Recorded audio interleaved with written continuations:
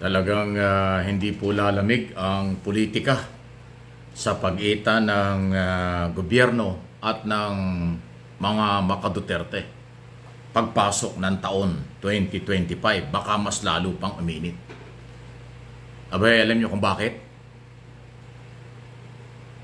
Yung pong mga abogado ng mga Duterte, naghanda na pala para ho dito sa mga kaso na kinakaharap ng mga Duterte, former President Duterte, Vice President Sara. Okay? Yung impeachment, mga kasong kriminal sa korte, mga kasong dinidinig ngayon sa Department of Justice. So, ang ibig sabihin, haharapin nila ang lahat ng mga kasong ito. At yan naman ang tamang proseso. Yung paghahanda nila at pagharap sa kaso, yan ang tama. Mas mahirap kasi kung ibabaliwala nila. Okay, dahil sila naman ang mapapahamak dyan pag binaliwala. Pero, dahil sa kailang pagharap na ito, ibig sabihin yan, kung ano ang challenge na ibinigay ng mga kalaban ng mga Duterte o mga ayaw sa mga Duterte, ay haharapin ito. At, ang epekto niyan, siguradong lalong iinit ang mga batikos ng mga Duterte sa administrasyon. Kasi sa ayaw at sa gusto natin, sa ayaw at sa gusto ng Malacanang, sila ang laging sisisihin dito sa mga kasong ito. Hindi lang ng mga Duterte, kung hindi ng kanilang mga followers, pati mga vloggers nila, mga abogado nila. Kasi from day one, lagi nilang ikinakabit ang Pangulo sa nangyayari sa mga Duterte kahit na hindi naman trabaho ng Pangulo ang ginagawa ng Kongreso sa investigasyon, ginagawa ng Senado sa investigation. Kahit yung iso pa kay Kibuloy, idinugtong ang Malacanang. Iso sa mga Duterte, idinugtong ang Malacanang. Pero in aid of legislation investigation, ayun yung trabaho ng mga mambabatas. Kaya nga, sinasabi ko na sa pagpasok ng 2025, mukhang mas mag-iingay itong mga Duterte at followers nila.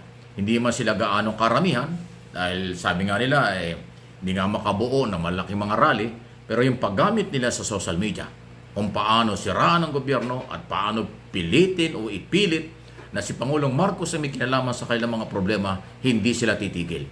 At gagamitin yan hanggang sa kampanya, hanggang sa eleksyon sa Mayo, yung nalalapit nating midterm election. Kaya ako ito sinasabi sa inyo para at least kayong mga Marcos loyalists, mga Marcos supporters, mapaghandaan nyo. Di ko naman sinabing makipag-away kayo kung ano man. At least mayroon kayong idea na sa pagpasok ng bagong taon, mas magiging agresibo yung grupong yan. Dahil nga kakaunti sila eh. Kung sila'y marami, hindi ho sila magpapaulit-ulit ng kanilang mga galaw. Pero dahil kakaunti, kaya dadaan nila sa ingay at dadaan nila na pilit nilang isasabit, pananagutin at sisisihin si Pangulong Marcos Jr. Kaya kayong mga Marcos loyalists, alam na ninyo kung ano ang pwedeng mangyari at ano ang yung dapat gawin. Kung yung mga gunita, kamakailan lang, nag-rally na sa People Power Monument dyan sa EDSA, Quezon City, ang mga Marcos loyalists. Biglaan yon, pero madami silang ipinakitang persa, marami silang mga member na nagpakita ng pagsuporta sa gobyerno. So, ngayon pa lang, siguro sa aking opinion, maghanda rin kayo. Kung ano man ang gagawin nitong mga anti-Marcos, pwede nyo sigurong tapatan yan sa isang malaya, professional na galaw sa mag-itan ng malayang pamamahayag, malayang pag-assembly, yan naman ay under Constitution, ay karapatan ninyo. Pero, hanggat maaari, walang papatol sa mga personal na issue. Alam ko, mga professional ang Marcos supporters, Marcos loyalists, huwag kayong papatol sa mga personal na batikos at isyo dahil kasi wala naman nung kabutihang idudulot yan.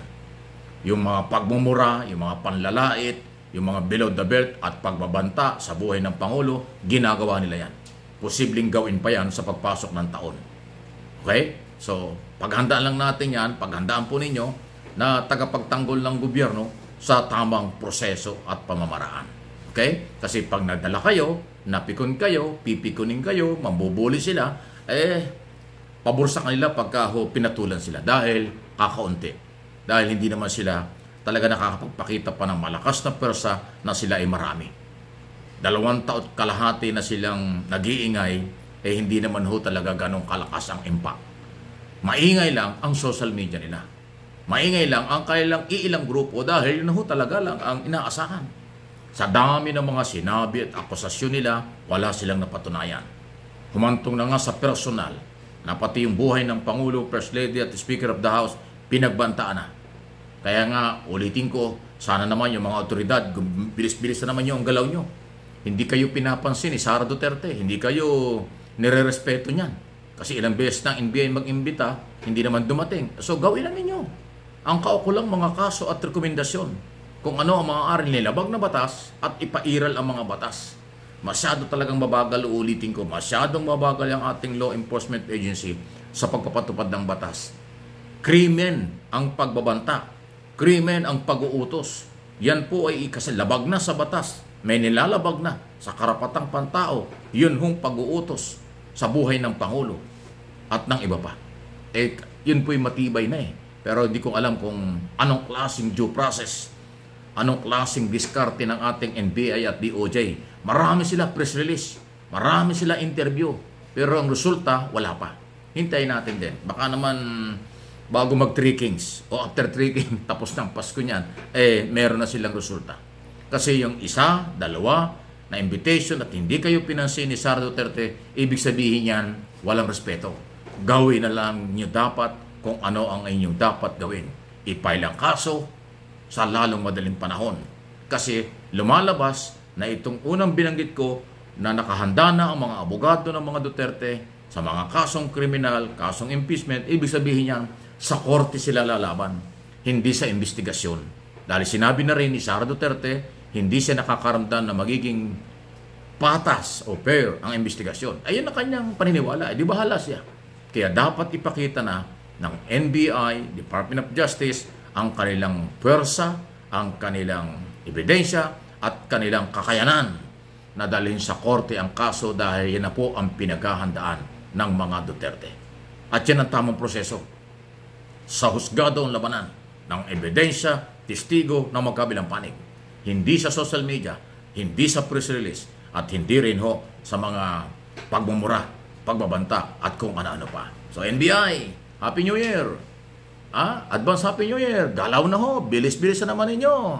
Kung gaano kabilis, bumunot ng baril ng araw si Director Santiago, dating Manila Police, bago naging judge, sharpshooter yan, dapat gano'n din kabilis ang pagdedesisyon sa kung may kaso o wala, recommendation na para mabigyan ng hustisya ang pinagbantaan at masalang sa korte ang mga posibleng lumabag at patuloy na lumalabag sa ating mga batas. Ayan na, huwag kayong magagalit, hindi ako nagmamadali, pero aking sariling opinion, observation sa kaganapan.